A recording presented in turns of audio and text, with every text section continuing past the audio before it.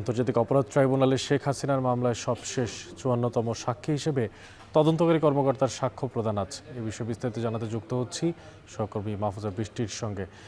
বৃষ্টি, আমাদের কাছে যে তথ্য আছে যে 11:30 নাগাদ অনলাইনে সরাসরি সম্প্রচার করা হতে পারে কিছু কিছু অংশ, এই যে সাক্ষীর যে সাক্ষ্য প্রদান করবে ভিডিও ফুটেজে। আপনার কাছে সবশেষ কি তথ্য আছে এই সংক্রান্ত জানতে চাই।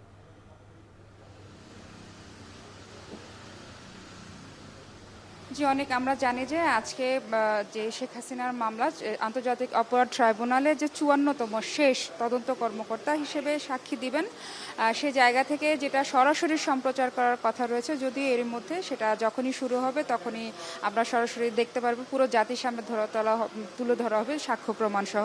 আজকে যেটা হবে যে আমরা দেখেছি বিগত সময়ে এই মামলা এর আগেও দুবার সরাসরি সম্প্রচার করা হয়েছে, কিন্তু সে জায়গায় বিভিন্ন তথ্য উপাত্ত থেকে অডিও ভিডিও নতুন নতুন তথ্য জাতির সামনে তুলে ধরা হয়েছে।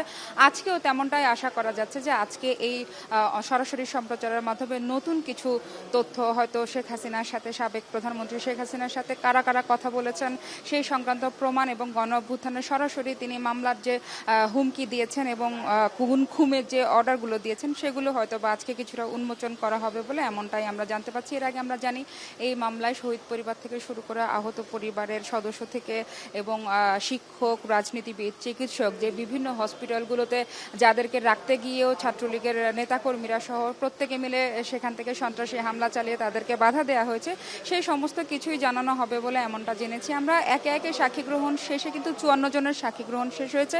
এর পরবর্তী যে কার্যক্রমটা হবে সেটা হতে পারে যে আজকের এই দুপক্ষ যে যতজন ৫৪ জন সাক্ষ্য দিয়েছে তারা এবং বিবাদী দুপক্ষের মধ্যে তর্ক এবং যুক্তি তর্ক সেখানে উপস্থাপন হবে। পরবর্তী কার্যক্রম থেকে এই প্রসিকিউশন থেকে এটাই জানানো হয়েছে যে সেটা যদিও দিন ধার্য করা হয় না। আরেকটি যদি অনেক বলি, এর পাশাপাশি কিন্তু অপর জায়গায় চলছে যে আশুলিয়ায় যে ৬টি মরদেহ পোড়ানোর মামলা, সেখানেও কিন্তু আমরা জানি যে শহীদ পরিবারের সদস্যরা কিন্তু সাক্ষী দিয়েছেন। যতটুকু জানতে পেরেছি আজকে আহত পরিবার থেকে শুরু করে এবং অন্যান্য যারা আছে সাক্ষ্য গ্রহণ কিন্তু তারা চাইলে আজকে সাক্ষ্য গ্রহণ দিতে পারবে, তেমনটাও কথা রয়েছে। আমরা এখন অপেক্ষা করছি যে জাতীয় অপেক্ষা করছে যে সরাসরি সম্প্রচারের মাধ্যমে নতুন কি তথ্য আসে শেখ হাসিনার বিরুদ্ধে। অনেক এই ছিল আমার কাছে।